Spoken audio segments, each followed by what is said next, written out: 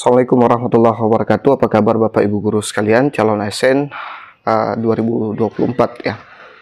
Pada kesempatan kali ini kita akan bahas bocoran soal kelas guru kelas ya dan guru PAI pendidikan agama Islam. Ini nanti saya rangkaikan dengan lanjutan dari pembahasan 39 kisi-kisi Bapak Ibu. Jadi semua mapel bisa nonton ini sebagai acuan ya. Sebelum kita lanjut, saya mau Bapak Ibu Guru klik subscribe, like, dan bantu share ke sosial media Bapak Ibu Guru biar saya makin semangat untuk mengupload video-videonya. Dan jangan lupa berkomentar juga biar saya makin semangat Bapak Ibu. Oke, kita langsung ke pembahasan kita mengenai bocoran dari yang sudah ujian terkait guru kelas dan guru PAI ya. Nah, sebelumnya saya ingin perlihatkan dulu Bapak Ibu beberapa komentar dari teman-teman. Ini sebenarnya banyak komentar ya. Saya tidak sempat cantumkan satu-satu, saya hanya ambil dua saja ya. Ini dia dari Ibu Elia Ana Yualita 5214 kemarin, one day ago. Terima kasih banyak Pak atas ilmunya. Saya sudah selesai ujian hari ini 10 Desember 2024.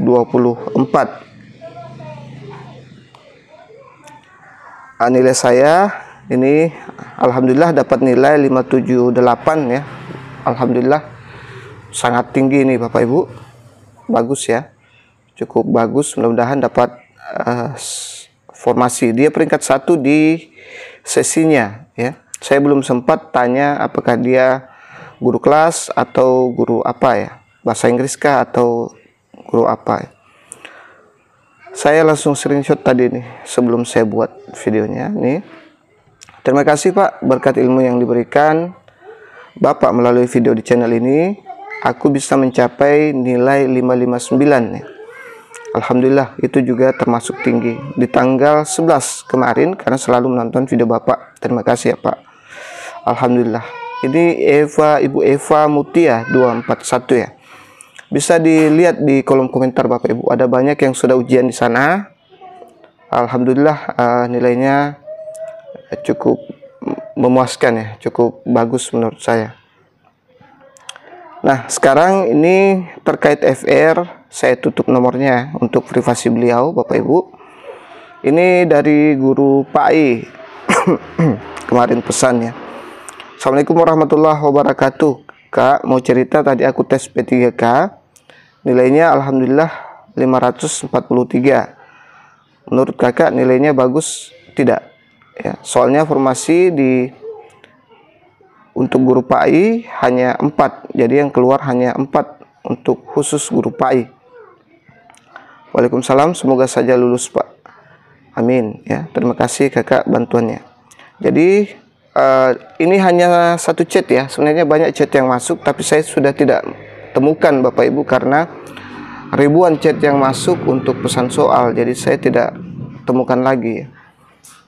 Saya capek cari beberapa chat dari teman-teman guru PAI. Nah, beberapa chat juga itu mengatakan termasuk di komentar bahwa soal PAI-nya kurang keluar ya. Jadi ini khusus untuk guru PAI, perhatikan baik-baik ya.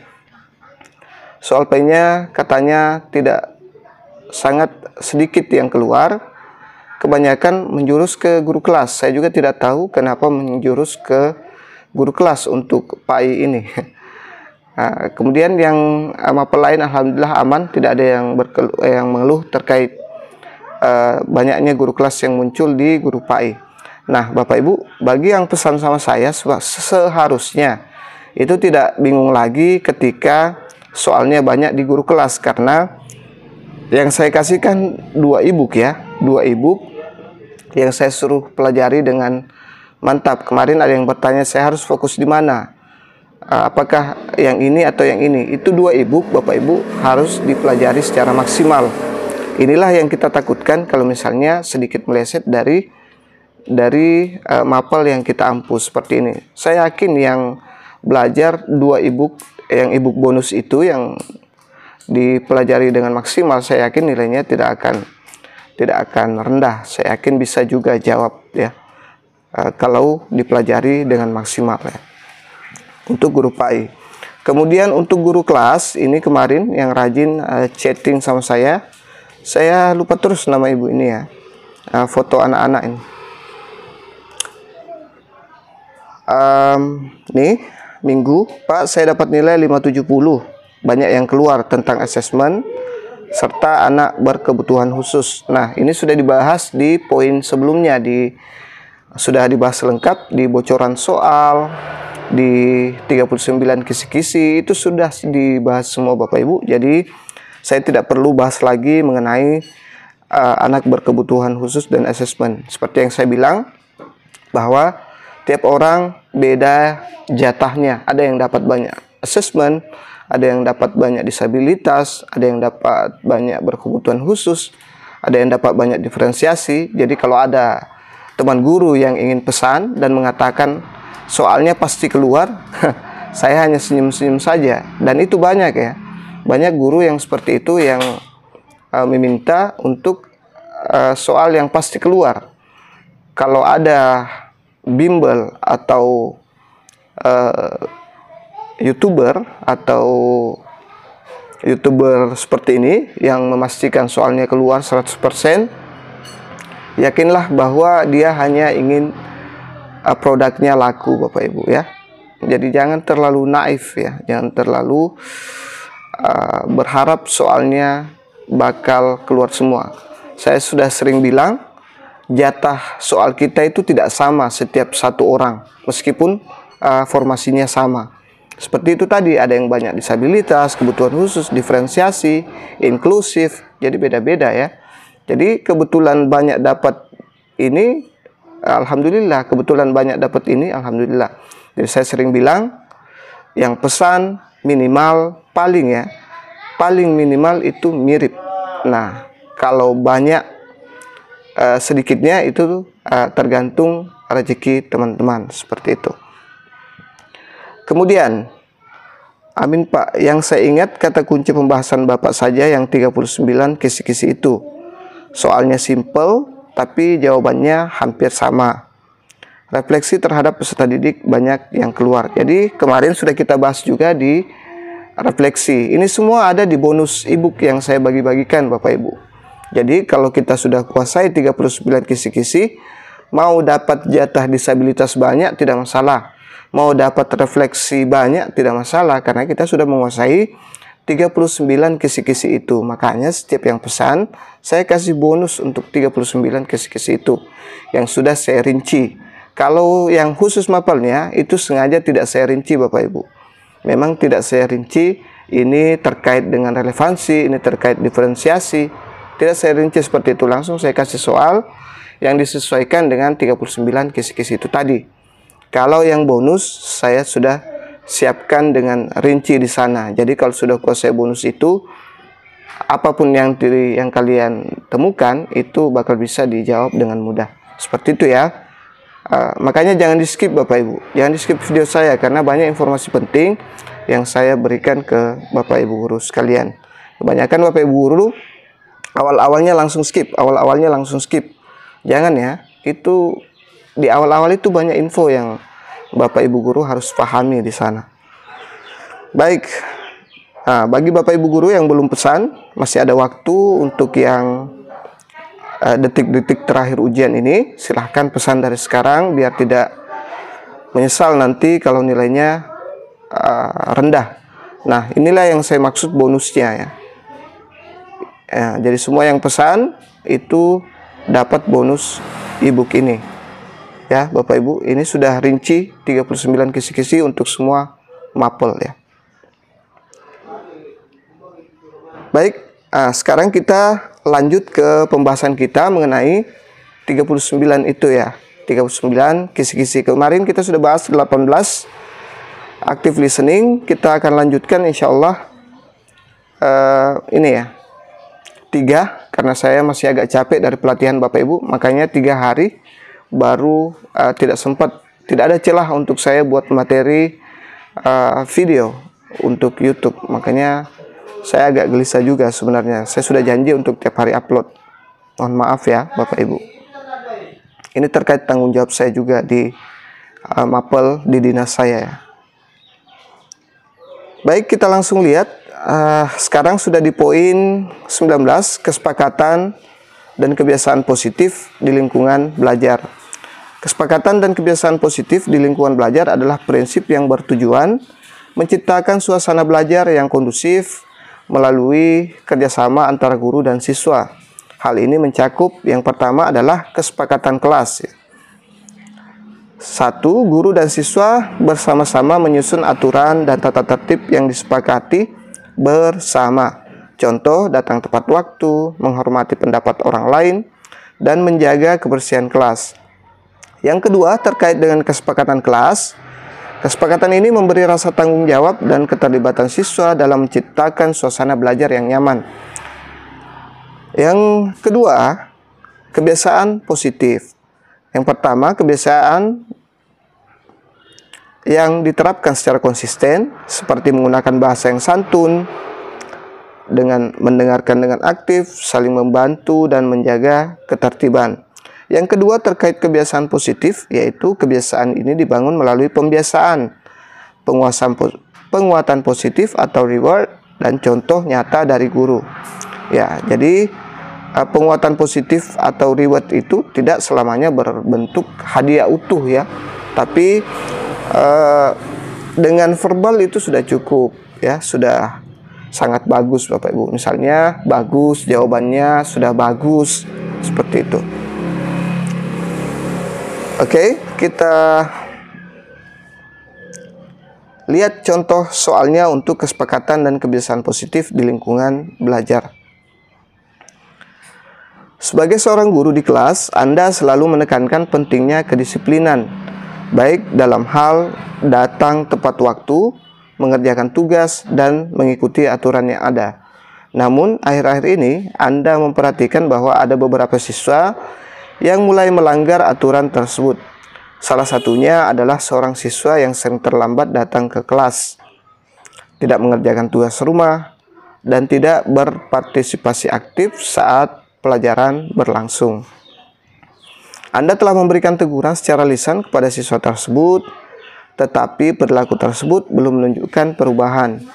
Suatu hari, Anda menemukan siswa tersebut mengobrol dengan teman sebangkunya selama pembelajaran berlangsung, sehingga mengganggu konsentrasi teman-temannya. Nah, ini cukup hot ya, soalnya cukup panjang. Harus fokus Bapak Ibu kalau menghadapi soal seperti ini. Bagaimana Anda menanggapi situasi ini? A. Memberikan teguran keras di depan kelas agar semua siswa tahu bahwa Anda tidak mentolerir perilaku tersebut dan mengharapkan perubahan segera. B. Menyuruh siswa tersebut untuk keluar dari kelas sebagai bentuk hukuman atas kelalaiannya. C. Menghampiri siswa setelah pelajaran dan mengajaknya berbicara secara pribadi untuk mencari tahu apa yang menyebabkan perilaku tersebut, sambil mengingatkan pentingnya kedisiplinan dan tanggung jawab terhadap tugas-tugas. D. Menyuruh siswa tersebut untuk mengerjakan tugas tambahan yang lebih sulit sebagai bentuk hukuman agar dia lebih disiplin. E. Mengabaikan perilaku tersebut dan melanjutkan mengajar karena Anda merasa tidak semua siswa terpengaruh oleh kelakuan siswa tersebut. Silahkan dijawab dulu Bapak Ibu. Ini termasuk soal yang hot ya.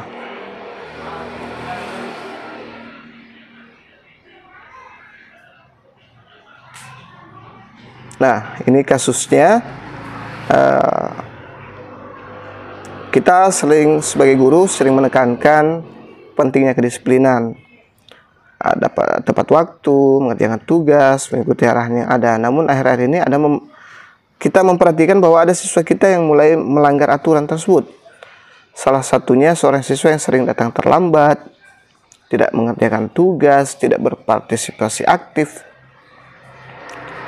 Anda telah memberikan teguran secara lisan kepada siswa tersebut, tetapi perilaku tersebut belum menunjukkan perubahan. Suatu hari mengobrol dengan teman sebangkunya setelah pelajaran berlangsung, sehingga mengganggu konsentrasi belajar. Baik, saya yakin Bapak Ibu Guru sudah mengunci jawabannya. Saya yakin tanpa melihat soal yang panjang tadi itu, kalau belajar dari awal sama saya, pasti bisa menjawab soalnya langsung tanpa membaca soal yang panjang itu dan membuang waktu. Tapi sebaiknya saran saya itu digunakan kalau sudah diburu waktu ya, biar lebih mantap jawabannya Bapak Ibu. Jawaban yang tepat adalah opsi C ya. Sebagai guru, pendekatan yang penuh empati dan pengertian sangat penting. Dengan berbicara secara pribadi dengan siswa, Anda dapat mengetahui alasan dibalik perilaku tersebut dan memberikan dukungan yang sesuai, seperti membantu mengatasi kesulitan belajar atau memberikan strategi untuk meningkatkan kedisiplinan. Dengan cara ini, Anda menunjukkan perhatian terhadap siswa yang dapat meningkatkan motivasi dan perubahan perilaku mereka. Menghukum atau memberikan peringatan keras mungkin hanya memperburuk situasi dan menciptakan ketegangan, sementara pendekatan yang lebih efektif dalam jangka panjang. Kita lihat opsi-opsinya ya Bapak Ibu. Ini memberikan teguran keras.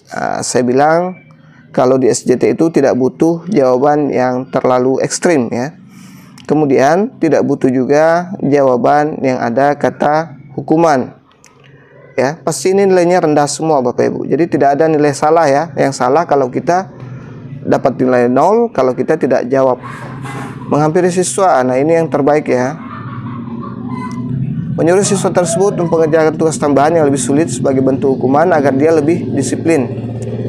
Ya, ini juga bagus, tapi ini terkait lagi dengan hukuman.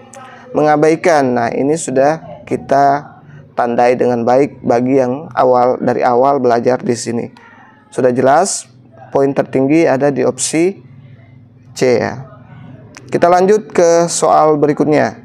Kesepakatan dan kebiasaan positif di lingkungan belajar. Anda mengajar di sebuah kelas yang terdiri dari berbagai karakter siswa. Sebagian besar siswa mematuhi aturan dan memiliki kebiasaan positif dalam belajar, seperti menyelesaikan tugas tepat waktu, menjaga kebersihan ruang kelas, dan berpartisipasi aktif dalam diskusi. Namun, ada seorang siswa yang sering tidak membawa buku pelajaran, tidak mengerjakan tugas, dan bahkan sering mengganggu teman-temannya di kelas. Beberapa siswa lain mulai merasa terganggu dengan perilaku siswa ini. Tetapi mereka juga takut untuk menegur siswa tersebut. Anda sebagai guru merasa perlu untuk menanggapi situasi ini dengan bijak, mengingat pentingnya menciptakan lingkungan belajar yang kondusif bagi siswa. Apa yang akan Anda lakukan mengatasi masalah ini? A. Menghukum siswa tersebut dengan memberikan tugas tambahan yang lebih banyak agar dia merasa malu dan sadar atas kelalaiannya. B. Mengadakan pertemuan dengan siswa tersebut untuk mencari tahu penyebab dibalik perilakunya, memberikan teguran dengan tegas, dan memberikan kesempatan untuk memperbaikinya. C. Memberikan peringatan keras di depan kelas agar semua siswa tahu bahwa tidak ada toleransi terhadap pelanggaran aturan.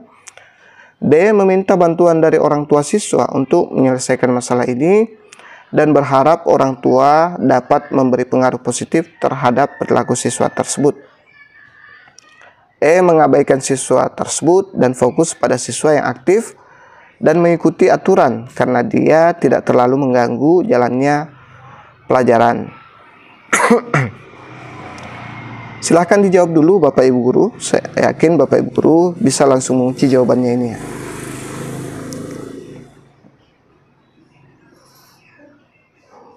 Baik, jadi jawaban terbaiknya ada di opsi B ya. Nah, mengadakan pertemuan dengan dengan siswa tersebut adalah langkah yang lebih konstruktif dan bijaksana. Ingat di tips trik 11 kemarin itu ya. Dengan berbicara langsung, Anda dapat mencari tahu apa yang menjadi penyebab siswa tersebut tidak membawa buku atau mengganggu teman-temannya. Bisa jadi ada masalah yang perlu diatasi seperti kesulitan dalam materi pelajaran atau masalah pribadi. Memberikan kesempatan bagi siswa untuk memperbaiki perilakunya dengan memberikan pengertian dan motivasi yang positif dapat mengarah pada perubahan yang lebih baik dibandingkan dengan hanya memberikan hukuman atau mengabaikan masalah. Coba kita lihat dulu ya opsi-opsi yang lain, biar Bapak Ibu guru latihan juga, belajar juga mengeliminasi jawaban-jawaban yang nilainya rendah. Menghukum kita tinggalkan. Ini mempermalukan ya, kita kurang bagus juga. Kemudian opsi C, memberikan peringatan keras di depan kelas agar semua siswa tahu betapa ada toleransi terhadap pelanggaran. Nah, ini terkesan ekstrim ya, jelas nilainya pasti tidak sempurna. Kalaupun bagus, paling di 3-4 saja. Meminta bantuan dari orang tua siswa untuk menyelesaikan masalah ini dan berharap orang tua dapat mempengaruhi pengaruh positif terhadap perilaku siswa tersebut. Nah, ini saya kasih 4 ya. Mengabaikan langsung kita tinggalkan, Bapak Ibu. Seperti itu ya. Cara mengeliminasi dengan cepat jawaban-jawaban yang ada di soal. Kita lanjut terkait sekarang di poin ke-20, konsep-konsep dan prinsip-prinsip motivasi dalam pendidikan. Jadi 19 sampai 20 itu sebenarnya agak mirip-mirip ya Bapak Ibu. Jadi semuanya saling terkait 39. Jadi ini sangat mirip yang ketiga poin ini. Kita lihat dulu pengertiannya. Motivasi dalam pendidikan adalah dorongan internal atau eksternal ya. Jadi ada 2 motivasi yang menggerakkan siswa untuk belajar dan mencapai tujuan pendidikan. Konsep ini melibatkan aspek kognitif, emosional, dan sosial yang memengaruhi proses belajar siswa. Motivasi dapat dibagi menjadi 2 jenis utama, yaitu motivasi intrinsik sama dengan motivasi internal ya. Dorongan yang berasal dari dalam diri siswa seperti rasa ingin tahu, kesenangan belajar, atau keinginan menguasai sesuatu. Contoh, siswa belajar bahasa Arab karena ia tertarik pada budaya Timur Tengah. Motivasi intrinsik atau sama dengan motivasi eksternal yang ini, dorongan yang berasal dari luar diri siswa sebagai penghargaan, pujian, atau nilai. Contoh, siswa belajar karena ingin mendapatkan nilai bagus atau memenangkan penghargaan. Seperti itu ya. Jadi inilah 2 jenis motivasi yang perlu kita fahami bersama. Kita lanjut ke contoh soal terkait atau prediksi soal terkait dengan konsep dan prinsip-prinsip motivasi dalam pendidikan. Sebagai guru, Anda melihat bahwa beberapa siswa di kelas seringkali kehilangan motivasi dalam belajar. Mereka merasa tidak bisa mengikuti pelajaran dengan baik. Bagaimana Anda akan bertindak? A. Memberikan hukuman kepada siswa yang tidak fokus untuk mendorong mereka lebih serius. B. Memberikan pujian kepada siswa yang berusaha meskipun hasilnya tidak memuaskan untuk meningkatkan kepercayaan diri mereka. C. Membiarkan siswa yang tidak termotivasi belajar sendiri dan tidak ikut campur. D. Mengabaikan masalah tersebut karena siswa yang tidak termotivasi akan kembali termotivasi dengan waktu. Dan E. Memperkenalkan mata pelajaran lain yang lebih menarik agar siswa bisa memilih mata pelajaran yang mereka sukai. Silakan dijawab dulu Bapak Ibu.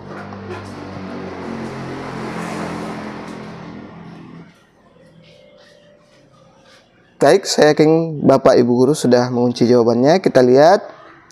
Jadi jawaban terbaik adalah memberikan pujian. Ini tadi berbentuk reward ya. Ini terkait dengan motivasi eksternal kepada siswa ya. Meskipun hasilnya tidak memuaskan, merupakan salah satu prinsip motivasi dalam pendidikan yang disebut motivasi intrinsik. Hal ini membantu meningkatkan kepercayaan diri dan mendorong siswa untuk terus berusaha.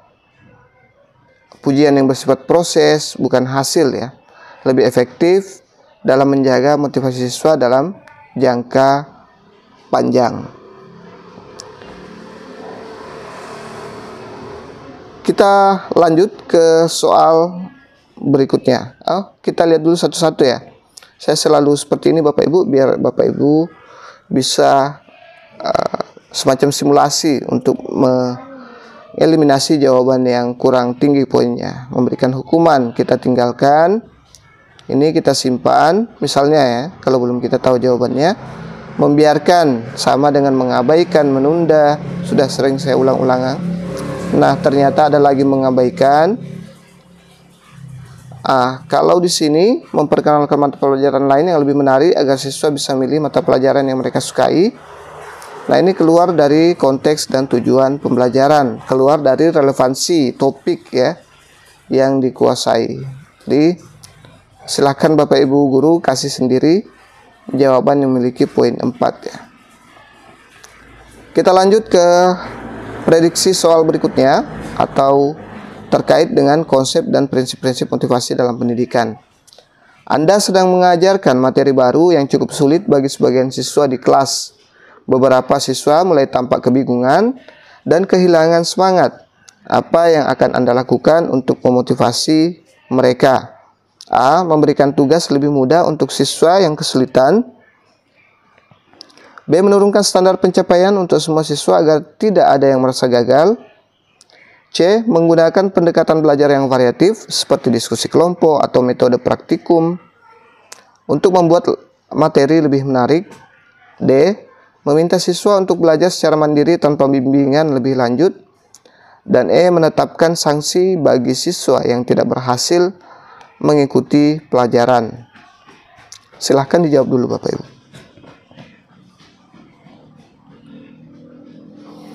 Baik, saya yakin sudah dijawab. Kita lihat pembahasan soalnya. Jadi yang memiliki poin tertinggi adalah menggunakan pendekatan yang variatif seperti diskusi kelompok atau praktikum dapat membantu memotivasi siswa dengan memberikan pengalaman belajar yang lebih menarik dan relevan.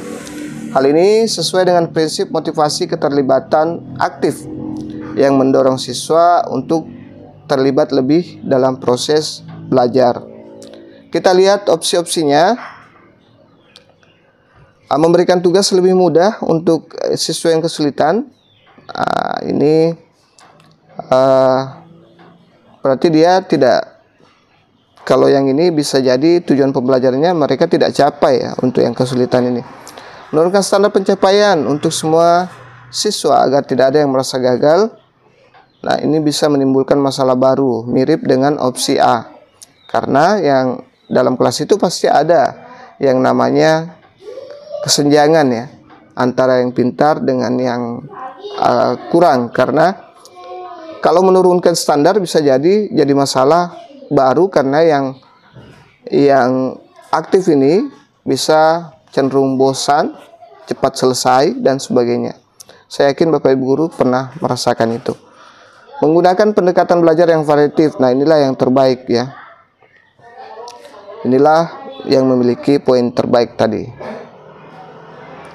Meminta siswa untuk belajar secara mandiri tanpa bimbingan lebih lanjut. Hindari tanpa bimbingan. Jawabannya ada tanpa bimbingan. Kemudian menetapkan sanksi. Ini sanksi sama dengan hukuman. Oke. Ini bisa nilai 4 ya. Atau yang ini. Bisalah. Kita lanjut ke soal berikutnya. Masih terkait konsep dan prinsip motivasi dalam pendidikan. Seorang siswa menunjukkan minat yang tinggi pada suatu topik tertentu.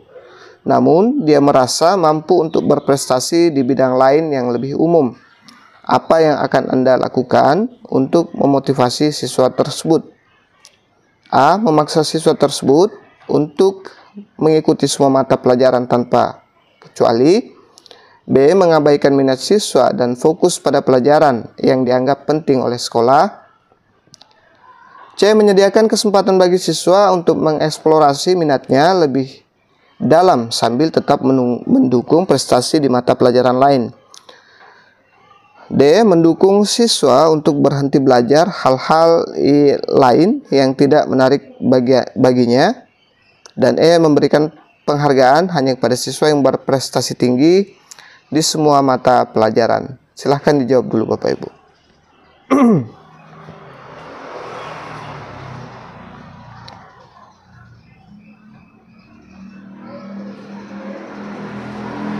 Baik, saya yakin Bapak Ibu guru sudah jawab soalnya. Jadi jangan lupa berkomentar ya Bapak Ibu, subscribe dan komen like-nya.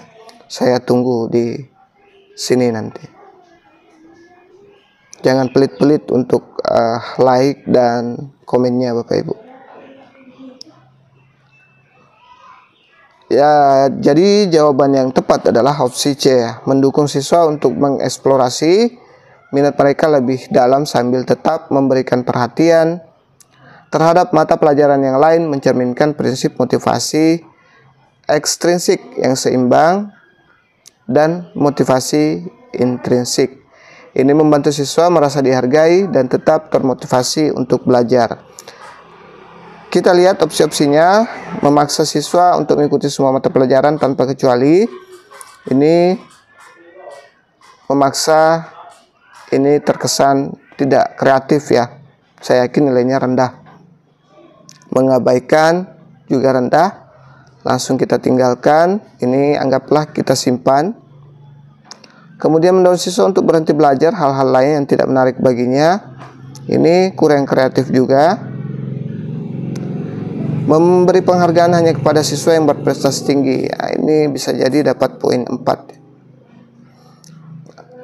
Oke, kita lanjut ke soal berikutnya. Sekarang sudah berada di poin 21 dari 39 kisi-kisi, yaitu mengembangkan motivasi siswa ya. Mengembangkan motivasi siswa adalah proses memberikan dorongan kepada siswa agar mereka semangat dan minat untuk belajar secara mandiri dan berkelanjutan. Hal ini dapat dilakukan dengan yang pertama, memberikan tujuan yang jelas. Siswa lebih termotivasi jika memahami manfaat pembelajaran untuk kehidupan mereka. Yang kedua, menerapkan pembelajaran berbasis minat, melibatkan topik yang relevan dengan minat siswa. Kemudian, memberikan penghargaan dengan penguatan positif. Apresiasi terhadap usaha siswa, mendorong mereka untuk terus berprestasi. Yang keempat, menggunakan variasi metode pembelajaran, aktivitas yang menarik seperti diskusi, proyek, atau permainan dapat meningkatkan motivasi. Yang kelima, membangun hubungan positif. Guru yang mendukung dan memahami kebutuhan siswa akan meningkatkan motivasi intrinsik mereka. Kita langsung masuk ke contoh soalnya. Dalam beberapa minggu terakhir, Anda mengamati bahwa sebagian besar siswa di kelas Anda terlihat tidak antusias mengikuti pelajaran. Mereka cenderung pasif dan kurang berpartisipasi, terutama saat kegiatan diskusi kelompok. Beberapa siswa juga terlihat mengobrol dan tidak memperhatikan materi yang sedang diajarkan. Anda telah mencoba berbagai pendekatan, tetapi hasilnya masih belum memadai. Anda ingin menunjukkan motivasi mereka dan membuat suasana belajar lebih menyenangkan dan produktif. Apa yang akan Anda lakukan untuk meningkatkan motivasi siswa di kelas Anda? A. Memberikan sanksi kepada siswa yang tidak aktif atau mengobrol di kelas untuk menunjukkan bahwa Anda serius dalam menjaga disiplin. B. Menggunakan metode pembelajaran yang lebih menarik, seperti pembelajaran berbasis proyek yang memungkinkan siswa untuk belajar dengan cara yang lebih kreatif dan sesuai dengan minat mereka. C. Mengurangi jumlah tugas dan ujian untuk mengurangi tekanan pada siswa dan berharap ini akan meningkatkan minat mereka terhadap pelajaran. D. Menambahkan lebih banyak kompetensi di dalam kelas, seperti memberikan hadiah untuk kelompok yang paling aktif atau mencapai hasil terbaik dalam ujian. Dan E. Membiarkan siswa bekerja dengan cara mereka sendiri tanpa banyak intervensi, berharap mereka akan termotivasi belajar tanpa terlalu banyak arahan dari guru. Silahkan dijawab dulu Bapak Ibu. Yang mana kira-kira jawaban terbaik yang Bapak Ibu bisa pilih?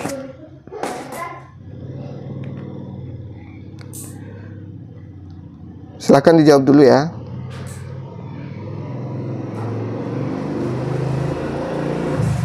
Baik, jadi jawaban terbaiknya ada di opsi B ya. Menggunakan pembelajaran yang lebih menarik seperti pembelajaran berbasis proyek dapat meningkatkan motivasi siswa dengan cara yang lebih menyenangkan dan relevan dengan minat mereka. Ini memberikan kesempatan kepada siswa untuk bekerja dalam kelompok dan menyelesaikan masalah nyata yang mendorong keterlibatan aktif mereka. Pendekatan berbasis minat siswa terbukti lebih efektif dan motivasi intrinsik ya, dalam mengembangkan motivasi intrinsik. Kita coba lihat satu persatu opsinya. Nah, ini agak hots, agak panjang Bapak Ibu, tapi bisa kita tadi banyak yang di komentar bilang berikan hots, berikan yang hots. Sebenarnya hots dan panjang sama saja Bapak Ibu. Tetap ada kata kunci yang bisa kita tangkap di sana di opsi-opsinya. Memberikan saksi, ini kan panjang ini Bapak Ibu ya. Langsung kita bisa eliminasi di sini. Kemudian menggunakan model pembelajaran yang lebih menarik seperti pembelajaran berbasis proyek. Nah, ini otomatis kita simpan dulu ya. Mengurangi jumlah tugas dan ujian untuk mengurangi tekanan kepada siswa dan berharap ini meningkatkan minat mereka terhadap pelajaran. Ini sama dengan soal sebelumnya ya. Meskipun panjang, ini sama. Kalau mengurangi bisa jadi tujuan pembelajaran tidak tercapai, TP yang sudah kita tetapkan. Menambah lebih banyak kompetensi dalam kelas seperti memberikan hadiah untuk kelompok yang paling aktif atau mencapai hasil terbaik dalam ujian. Nah, ini saya pikir bagus ya. Tapi lebih bagus di opsi B. Membiarkan. Nah, ini meskipun panjang, saya sudah bilang meskipun satu halaman. Kalau ada kata membiarkan di awal atau di tengah-tengah, itu tidak usah dipakai atau membiarkan ya, mengabaikan ya Bapak Ibu. Oke, sudah selesai ya.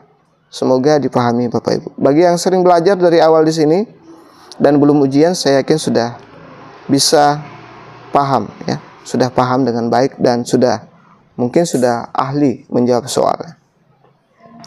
Selama kegiatan belajar kelompok, Anda melihat bahwa sebagian besar siswa lebih memilih bekerja secara individu karena mereka merasa lebih nyaman. Anda ingin meningkatkan motivasi belajar mereka untuk bekerja sama dalam kelompok. Apa yang akan Anda lakukan?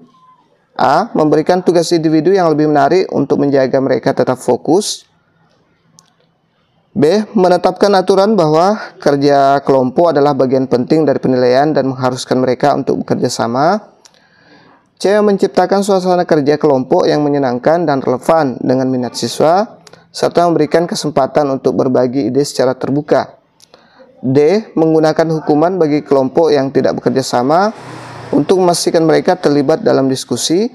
Dan E. Membiarkan siswa memilih apakah mereka ingin bekerja sendiri atau dalam kelompok tanpa intervensi. Silahkan dijawab dulu Bapak Ibu. Jangan lupa subscribe, like, dan komen ya Bapak Ibu. Jangan pelit-pelit untuk like dan komennya, biar saya makin semangat. Baik, kita lihat jawaban terbaiknya. Saya yakin Bapak Ibu guru sudah mengunci. Jadi jawaban terbaiknya ada di opsi C ya. Menciptakan suasana kerja kelompok yang menyenangkan dan relevan dengan minat siswa dapat meningkatkan motivasi mereka untuk bekerja sama dengan pendekatan yang lebih inklusif dan menyenangkan. Siswa dapat lebih terlibat dan merasa lebih nyaman dalam bekerja kelompok. Kita lihat memberikan tugas individu yang lebih menarik, menjaga mereka tetap fokus. Ini kan kita mau dia bekerja sama secara kelompok ya.